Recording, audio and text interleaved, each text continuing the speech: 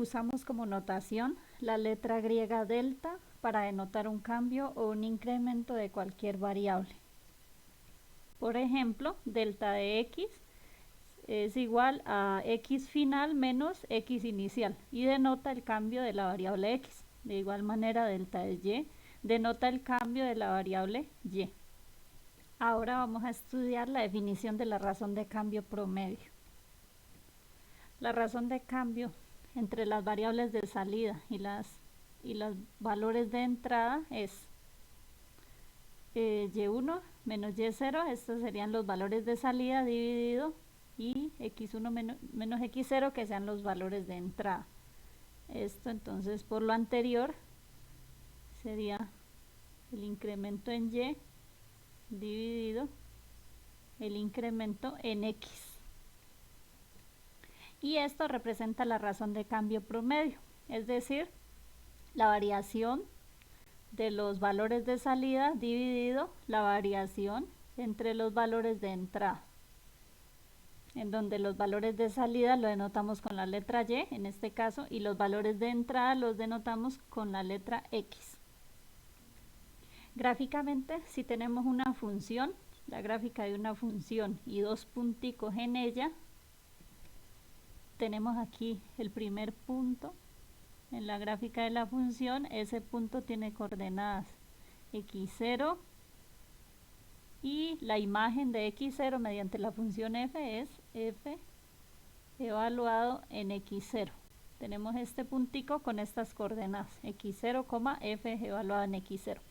Y ahora vamos a tomar otro punto x1 y la imagen de x1 mediante la función f es f evaluado en x1. O sea que este puntico en la gráfica tiene coordenadas x1 en el eje x y en el eje y tiene coordenadas f evaluado en x1. De aquí tenemos que por dos puntos pasa una recta, entonces trazamos aquí una recta que pase por estos dos puntos. Como la recta corta la gráfica en dos puntos distintos, entonces la recta es una recta secante. Aquí tenemos un incremento. Aquí mire que si hacemos la resta de x1 menos x0, el punto final menos el punto inicial, tendríamos un incremento. x1 menos x0 sería el incremento en x, lo llamamos así, incremento en x. Y en el eje y tendríamos lo mismo, el punto final menos el punto inicial. Tendríamos aquí f de x1 menos f evaluado en x0. Y este lo llamamos incremento en y. Y por definición, la razón de cambio promedio es la división entre estos incrementos. Es decir, la variación entre las variables de salida dividido la variación de las variables de entrada. En este caso particular, la variación de las salidas sería la variación de las imágenes.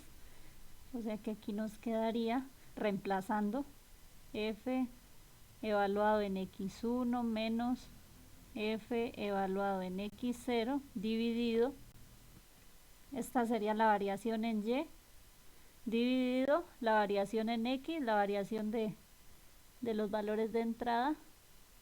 Aquí es x1 menos x0. Y noten que esto no es otra cosa que la pendiente de la recta secante, porque la pendiente de una recta se define de esta manera: la división entre las coordenadas en y sobre la división entre las coordenadas en x, y reemplazando aquí, en este caso particular, aquí y1, si tenemos estos dos puntos que están aquí, bueno, aquí lo volví a escribir, la pendiente de la recta secante que pasa por estos dos puntos se define de esta manera, y reemplazando, los puntos son estos, x0, f de x0 y el punto x1, f evaluado en x1. Esos son los puntos, aquí los escribí. digamos que este sea x0, y sub 0, y este que sea x1, y1, reemplazando en la pendiente de la recta secante, en este caso, la pendiente de la recta secante, habíamos dicho que se define así: la pendiente de una recta es la resta de las y sobre la resta de las x, y reemplazando nos quedaría y1, que es f evaluado en x1, menos y0, que es f evaluado en x0, sobre x1 menos x0. Y noten que entonces la pendiente de la recta secante, en este caso, es la razón de cambio promedio.